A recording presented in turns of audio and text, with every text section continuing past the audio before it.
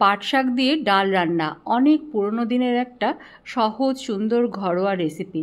এটা অনেকেই পেঁয়াজ রসুন দিয়েও করে থাকেন, আমি কিন্তু একদম নিরামিষ তৈরি করি আর সেটাও খেতে ভীষণ সুস্বাদু হয়। আমি যেভাবে তৈরি করি আজ সেটাই শেয়ার করছি। পাট শাকের অনেক হেলথ বেনিফিট রয়েছে, নেট ঘাটলে সেই সম্পর্কে জানা যাবে। স্বল্প সময়ে শুধু এইটুকুই বলবো যে পাট শাক চোখ, গায়ের ত্বক ভালো রাখে আর ব্লাড প্রেশার আর কোলেস্টেরলের মাত্রা নিয়ন্ত্রণ করে। আসুন তাহলে এই সহজ সুন্দর ঘরোয়া রেসিপিটা আজ দেখে নিই। নমস্কার বন্ধুরা, শম্পার রান্নাঘরে সবাইকে স্বাগত আর অফুরন্ত ভালোবাসা জানিয়ে শুরু করি আজকের পর্ব। পাট শাক দিয়ে ডাল রান্না করার জন্য আমি 100 গ্রাম মটর ডাল আগে ভিজিয়ে রেখেছিলাম কিছুক্ষণ, তারপরে প্রেশার কুকারে 3টে হুইসেল দিয়ে গ্যাস অফ করে নিজে নিজে প্রেশার কুকার ঠান্ডা হওয়ার পরে খুলে নিয়েছি। এটা করার কারণ হচ্ছে ডাল যেন বেশি গলে না যায়।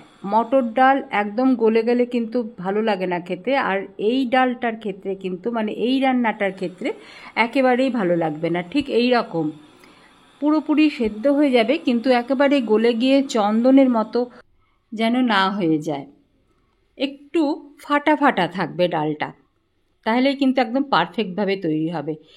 এই ডাল ফুটিয়ে নেব আর ফোটানোর সময় এই যে ফেনাগুলো হচ্ছে সেগুলো কিন্তু তুলে ফেলে দেব। কথায় বলে ডাল যত জাল দেওয়া হয় ততই তার স্বাদ বাড়ে, তবে ফোড়নের পরে নয়। কিন্তু কথিত আছে, মা ঠাকুমাদের কাছে শুনেছি, ফোড়নের আগে জাল আর ফোড়ন দিয়েই ঢাল। তার মানে হলো ফোড়নের আগে অনেকক্ষণ জাল দাও আর ফোড়ন দিয়েই ডাল ঢেলে দাও, তাহলেই কিন্তু ডালে স্বাদ আসে। পরিমাণ মতো হলুদ, আর আগেই নুন দিয়ে সেদ্ধ করেছিলাম, আরও কিছুটা নুন দিয়ে দিলাম স্বাদ মতো। এবারে বেছে রাখা পাট শাকগুলো দিয়ে দিচ্ছি, একবারে না দিয়ে একটু ধাপে ধাপে দিলে জড়ো হয়ে যাবে না এক জায়গায়। পাট শাক কী করে বাছতে হয় সেটা খুব কম সময়ের মধ্যে একবার দেখিয়ে দিই। পাট শাকগুলো দিয়ে মিনিট 5 ফুটিয়ে নেব। এক আটি পাট শাক থেকে আমি এতটা নিয়েছি। আগে ডাঁটি থেকে পাতাগুলো ছাড়িয়ে নিয়েছি, তারপরে পরিষ্কার করে ধুয়ে ঠিক এইভাবে এগুলোকে ছাড়িয়ে নিতে হবে। খুব বেশি কিন্তু পাট শাক দিইনি, পুরো এক আটি দিইনি আমি। দেখুন ঠিক এইভাবে, এই যে একটু ওপরে ডাঁটিটা আছে সেটা এইভাবে ছিঁড়ে নিতে হয়, ব্যাস, আর কিছুই নয়। পাট শাক রান্নার সময় কিন্তু খুব বেশি কুচিয়ে ফেললে ডাল বা যেটাই আমি রান্না করি সেটা একটু বেশি পিচ্ছিল হয়ে যায়, দেখতে কিন্তু তেমন ভালো লাগে না, খেতেও তেমন ভালো লাগে না। এবারে এরকম করে একটু বড় বড় টুকরো করে ছিঁড়ে নিতে হয় শুধু, ব্যাস, খুব বেশি কুচানোর কিন্তু দরকার নেই। 100 গ্রাম ডাল রান্না করব, তার জন্য এইটুকু পাট শাক কিন্তু যথেষ্ট। একটা বেশ মোটা আটি থেকে আমি হাফ নিয়েছি, খুব বেশি পাতা দিয়ে দিলে কিন্তু ভালো লাগবে না খেতে। ঠিক এতটা এইভাবে গুছিয়ে নিয়ে তারপরে আমি পাট শাকটা ডালের মধ্যে দিয়েছি। স্বাদ মতো কাঁচা লঙ্কা কুচিয়ে দিয়ে দিলাম। শাকের ক্ষেত্রে আমি কাঁচা লঙ্কা কুচিয়েই দিই, কারণটা আমি এর আগের ভিডিওতেও বলে দিয়েছিলাম। দেখুন মিনিট 5 থেকে 7 আমি ফুটিয়ে নিয়েছি এইভাবে। ঠিক এইরকম হয়েছে, একদম এরকমই একটু থকথকে থাকবে আর একটু জমে যাবে। এবারে এই কড়াইটা সরিয়ে দিয়ে আমি অন্য একটা কড়াইয়ের মধ্যে এর ফোড়নটা রেডি করছি। অল্প একটু সর্ষের তেল দিয়ে দিলাম, যেমন ডালে ফোড়ন দিই আমরা ঠিক সেই রকমই।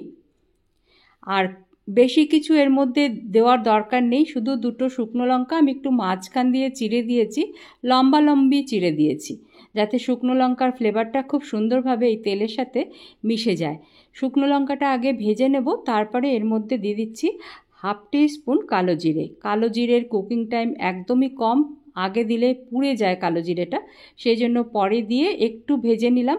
তারপরে এর মধ্যে আগে থেকে রেডি করা ডালটা ঢেলে দিলাম। ওই কড়াইটা ধুয়ে অল্প একটু জল দিয়ে দিচ্ছি।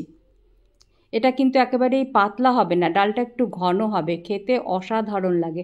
আর পাট শাকের হেলথ বেনিফিট কিন্তু আমি আগেই ভিডিও শুরুতেই বলে দিয়েছি, আপনারাও একটু নেট ঘেটে দেখে নিতে পারেন। একবার ফুটে উঠলেই গ্যাস বন্ধ করে দেবো, নিয়ে ঢাকা দিয়ে কিছুক্ষণ অপেক্ষা করব, তারপরে পরিবেশন করব গরম ভাতের সাথে। যারা আমার চ্যানেল আজ নতুন দেখছেন তাদের জানিয়ে রাখি, আমি বেশিরভাগ সময়ই এরকমই স্বাস্থ্যকর ঘরোয়া প্রায় হারিয়ে যাওয়া রান্না বা সহজ রান্নাগুলো শেয়ার করে থাকি। এই ধরনের রান্না দেখতে আগ্রহী হলে চ্যানেল সাবস্ক্রাইব করে সঙ্গে থাকুন।